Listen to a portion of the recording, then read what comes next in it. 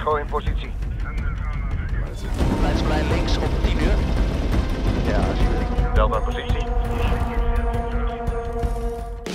Halo warga Nobar, siapa kabarnya bebuhan pian hari ini? Kembali lagi bersama saya Mamang Tobi, sang pengangguran profesional yang kali ini akan membawakan film terbaru dari negeri VOC. Berdasarkan kisah nyata, film ini menceritakan tentang seorang pria yang diinjak-injak negaranya sendiri lalu nekat melakukan aksi teror yang menghebohkan daratan Eropa. So, tanpa berlama-lama lagi, siapkan mata, telinga, dan anu-anuan kalian semua. Mari kita nobar dan inilah iHostage.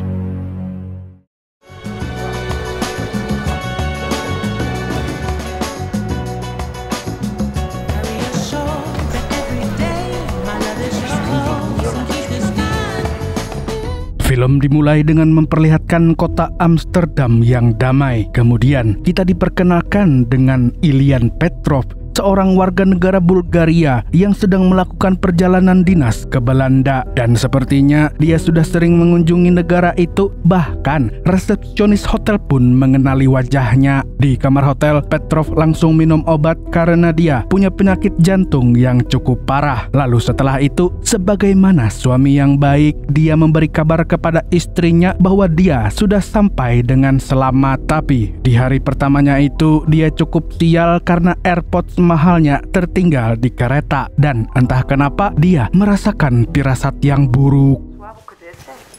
Да. Що не си купуваш нови, бебче? Все пак ще си там известно време.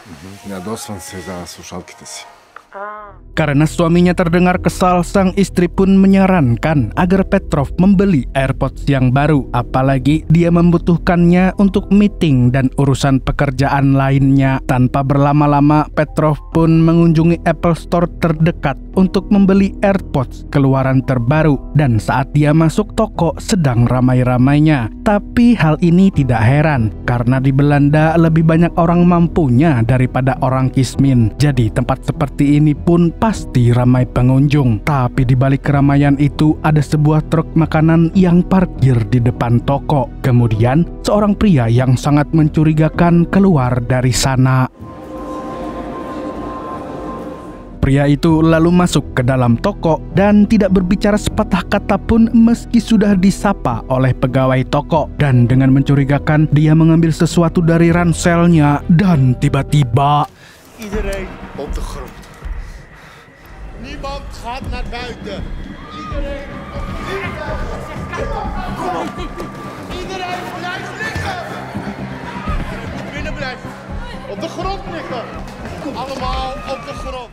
Sontak Petrov dan semua pengunjung pun kalang kabut, dan tidak lama setelah itu dua orang polisi dikejutkan dengan suara tembakan dan jeritan para pengunjung. Sementara itu seorang pegawai toko yang bernama Mingus berusaha mencari tempat persembunyian untuk para pengunjung yang terjebak di dalam. Sedangkan dua polisi tadi langsung mengamankan warga sekitar dan melapor ke kantor pusat.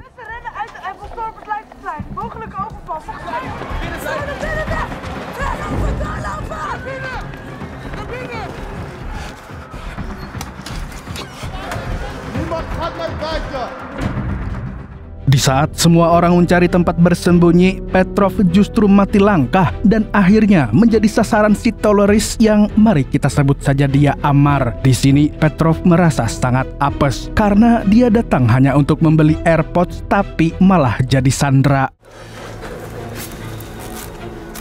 Setelah mengikat tangan Petrov, Ammar menunjukkan dirinya ke hadapan polisi dengan seragam militernya. Tapi tidak disangka-sangka, di balik seragam itu ada bom yang terpasang. Sontak, para polisi pun langsung melaporkannya ke pusat agar mengirimkan pasukan anti-teror. Sementara itu, Ammar menundukkan senjata dan menembak kaca toko.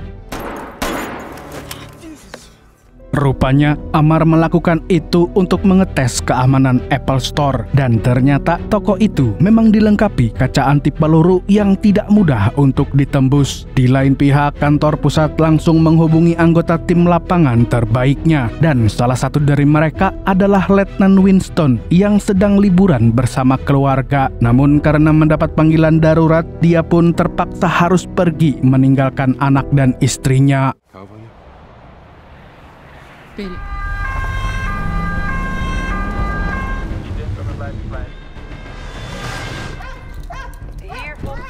voor alle eenheden. Niemand het Leidseplein meer op. Ik herhaal, het Leidseplein. Selain memanggil pasukan anti-teror, kantor pusat juga menghubungi seorang investigator handal bernama Kis. Dia akan ditugaskan untuk membujuk Amar agar mau melepaskan para sandera. Di waktu yang bersamaan, Amar menyeret Petrov ke hadapan polisi sambil menodongkan pistolnya. Di sini, Amar meminta kepada polisi untuk mendatangkan negosiator secepatnya. Wil een onderhandelaar. Ik wil praten. Tapi karena polisi tidak kunjung membawa negosiator, Amar pun nekat menelpon kantor pusat. Dia mengancam akan menghabisi Petrov jika polisi kerjanya lelet kayak di Konoha. Intinya, dia hanya mau bicara kalau ada negosiator. Hallo, hoort u mij? Hallo? Ja, ik hoor u. Voor mij. Geen grap over, alles gaat de lucht in. Onderhandelaar voor u te regelen. Dat is goed, jullie hebben nu mijn nummer, toch? Di sisi lain, Mingus yang masih bersembunyi di gudang meminta agar para pengunjung toko untuk tidak keluar karena sangat berbahaya. Dia kemudian meminjam ponsel salah satu pengunjung dan melaporkan situasinya pada polisi. Dia juga memberitahu bahwa masih ada banyak pengunjung yang tersandra di sana. Mendengar itu, polisi pun memintanya untuk tetap tenang karena pasukan anti-teror akan segera datang. Oké, kan iemand jullie zien? Weet iemand dat jullie daar zitten? Ja, met een geweer. En we proberen de situatie nu zo goed mogelijk in kaart te brengen. Het is gearriveerd bij het zicht. U kunt meekijken, OC. Blijf kalm. Voor nu is het cruciaal. Di waktu yang bersamaan, Kis sang investigator akhirnya tiba di kantor pusat. Sementara itu, Winston dan pasukan yang baru sampai di TKP mendapat tugas untuk bersiap di posisi masing-masing. Kom op, go!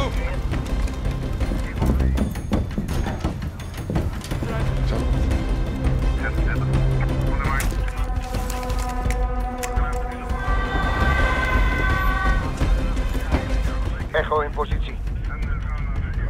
Leidseplein links op 10 uur. Ja, alsjeblieft. Bel naar positie.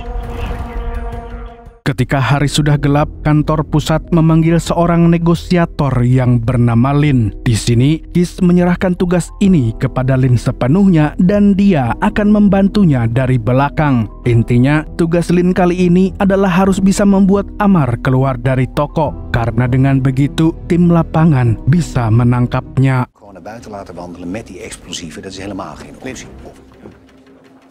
Zet hem op. Kemudian kita diperlihatkan dengan Kapten Abe yang datang ke TKP untuk memimpin Winston dan tim lapangan. Sebelum ditugaskan menjadi kapten di pasukan anti-teror, dia dikenal sebagai pasukan khusus terbaik di Belanda. Sementara itu, Lin dan tim negosiator sedang bersiap untuk bernegosiasi dengan Amar. Tapi saat ditelepon, Amar tiba-tiba memutus sambungannya untuk menunjukkan bahwa dialah yang mengendalikan situasi. Ketika Amar sedang menunggu panggilan berikutnya, Petrov yang kesakitan pun memohon agar dia diizinkan minum obat. Dan tidak disangka, teroris satu ini ternyata masih punya nurani dan langsung mengambilkan obatnya.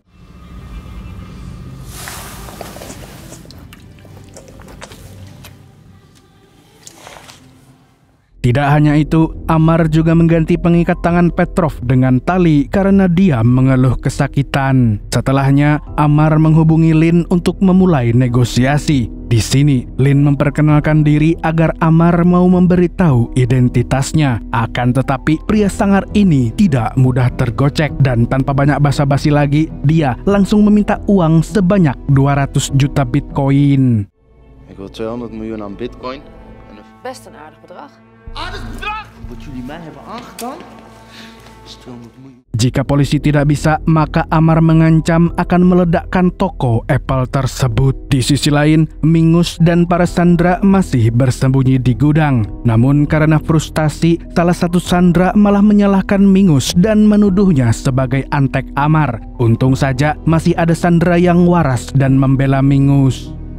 Petrov yang penasaran pun bertanya kepada Amar kenapa dia melakukan ini semua. Amar pun menjawab dengan menggebu-gebu bahwa dia ingin balas dendam kepada polisi dan pemerintah yang telah menghancurkan hidupnya. Di sini dia tidak memberitahu apa yang dilakukan pemerintah sampai-sampai bisa menghancurkan hidupnya. Tapi yang jelas Petrov bisa melihat amarah dari sorot matanya. Tak ingin banyak basa-basi, Amar pun melanjutkan rencananya dengan melakukan selfie bersama Petrov lalu mengirimkannya ke email resmi kepolisian. Kebetulan foto selfie itu diterima langsung oleh Keith. Dan setelah diperhatikan dengan detail, Keith curiga kalau bom yang dipasang oleh Amar adalah palsu. Dia pun meminta Kapten Abe untuk melakukan identifikasi. Karena jika asli, maka bom tersebut bisa meruntuhkan satu gedung toko. Tapi kalau palsu, maka tim lapangan bisa langsung menggerebeknya. Di lain pihak, Mingus dan para sandera mulai saling berkenalan untuk mencairkan suasana. Mereka juga berbincang tentang kehidupan masing-masing walau nyawa mereka sedang berada di ujung tanduk.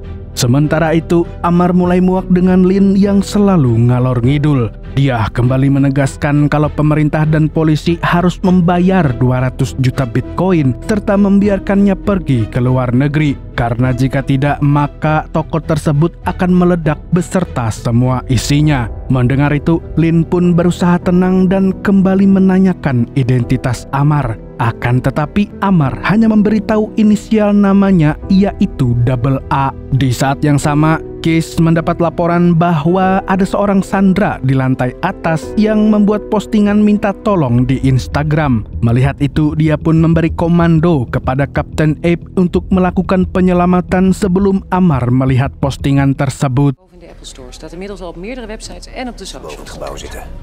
Oké, die mensen moeten daar zo snel mogelijk Leg contact met de internetproviders. Tim lapangan pun segera menghubungi Mingus untuk menggambar denah toko sehingga mereka bisa masuk ke lantai atas tanpa ketahuan. Namun di lain pihak, Keith menemukan masalah di mana sandera yang membuat postingan Instagram tidak mau menghapus postingannya. Padahal itu bisa membahayakan sandera lain jika ketahuan oleh Amar. Dan ternyata sandera tersebut memang sengaja ingin pansos. Sontak, Keith yang sudah hilang kesabaran pun langsung mengancam akan menjebloskannya ke penjara.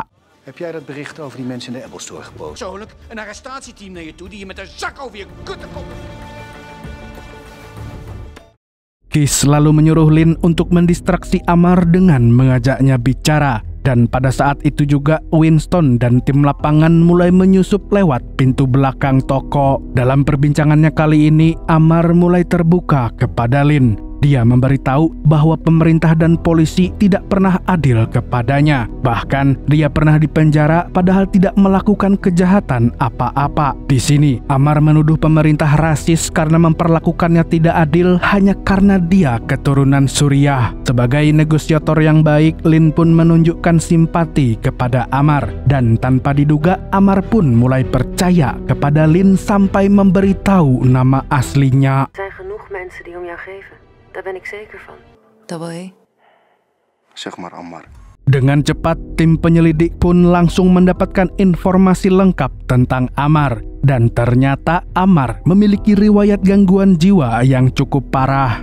Singkat cerita, Winston dan pasukannya berhasil masuk ke lantai atas dan diam-diam mengevakuasi Sandra. Mereka pun buru-buru pergi sebelum Amar tahu.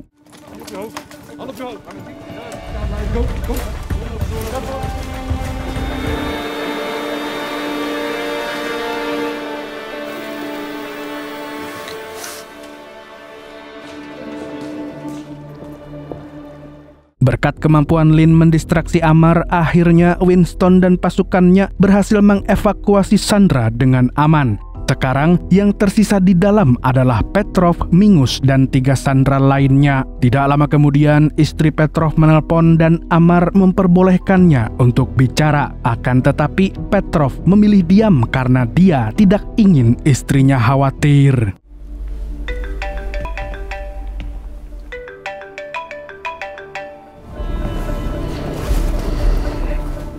Waktu demi waktu pun berlalu dan Amar mulai gabut sambil menunggu transferan dari pemerintah. Dia pun akhirnya deep talk dengan Petrov. Di sini, Petrov turut prihatin dengan Amar dan keluarganya yang selalu didiskriminasi. Tapi dia juga mengatakan kalau aksi yang dilakukan Amar sangatlah tidak bijak.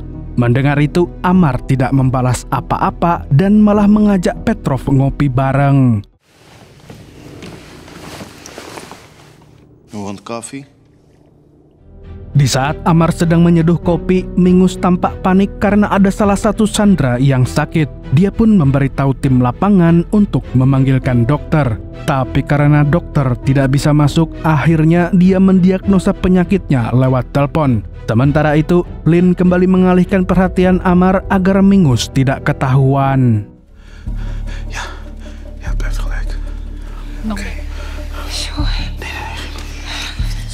Di waktu yang bersamaan, salah satu sniper tidak sengaja membidik Amar dengan laser. Sontak, Amar pun langsung menggila dan mengancam akan menghabisi Petrov. Di sini, Lin berusaha menenangkannya, tapi Amar tidak mau mendengarkan. Dia sudah tidak percaya lagi dengan Lin dan ingin ganti negosiator. Fuck you. Ik wil man als onderhandelaar. Ik wil zakelijk.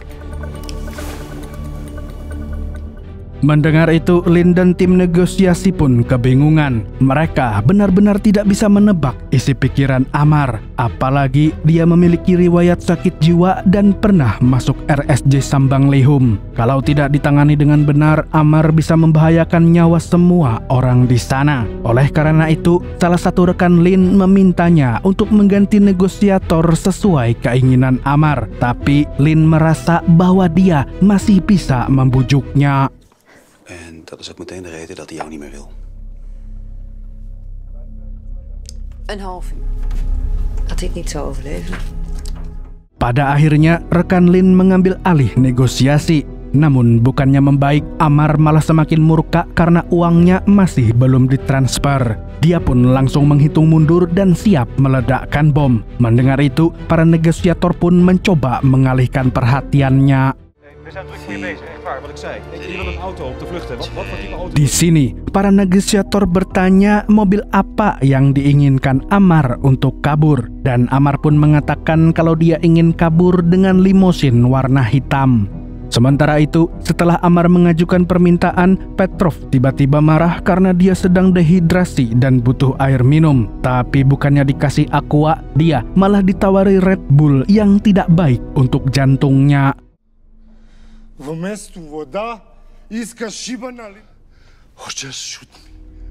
Setelah mempertimbangkannya, Amar pun meminta air minum kepada polisi karena dia tidak ingin ada yang mati sebelum permintaannya dikabulkan. Polisi pun mengirimkan air menggunakan robot agar tidak ada kontak langsung dengan Amar. Namun dari sisi yang lain, Winston dan para sniper sudah siap untuk meringkusnya. Lalu ketika hendak mengambil air minumnya, Petrov melihat sebuah celah dan tanpa pikir panjang, dia pun langsung melarikan diri.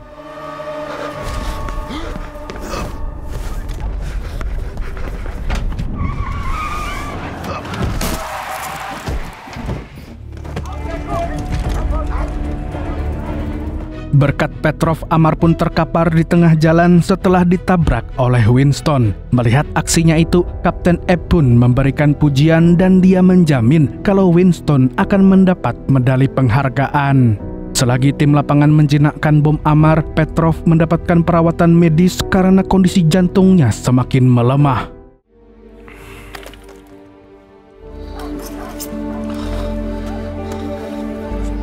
Setelah itu, Winston menenangkan Petrov yang mengalami trauma. Dan agar kondisinya membaik, dia pun membawanya ke kantor polisi terdekat untuk beristirahat. Di waktu yang bersamaan, tim penjinak bom sudah mempersiapkan peralatan untuk melepas peledak di tubuh Amar. Sedangkan tim yang lain mulai mengevakuasi Mingus dan semua sandera yang tersisa. Niet nodig. Heeft u pijn? Deze kant op. Goed.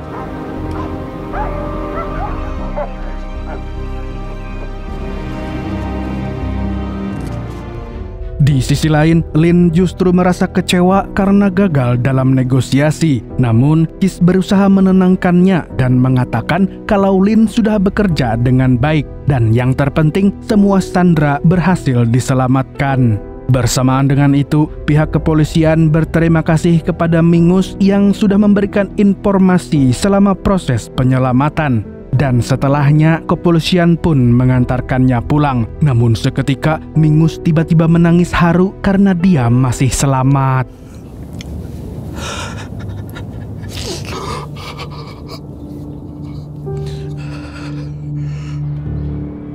Keesokan harinya, kota Amsterdam kembali damai seolah tidak terjadi apa-apa. Di lain pihak, Winston pulang menemui istri yang sudah menunggunya dengan risau. Sedangkan Petrov diantarkan ke hotel setelah semuanya selesai. Di kamarnya, Petrov masih mengalami trauma berat karena dia berhadapan langsung dengan Amar. Dan untuk menenangkan diri, dia pun mendengarkan lagu menggunakan AirPods baru yang dia beli seharga nyawa.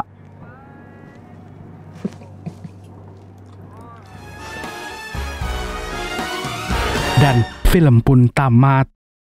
Di akhir film, Amar dikabarkan tewas setelah ditabrak Winston. Sementara itu, pemerintah Belanda akan memperketat keamanan agar hal serupa tidak terjadi lagi.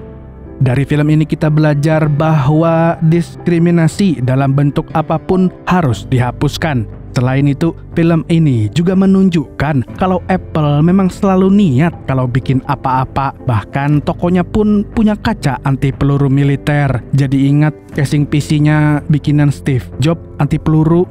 Segitu dulu dari saya, Tobi, sang pengangguran profesional. Oke, sampai jumpa di video-video selanjutnya.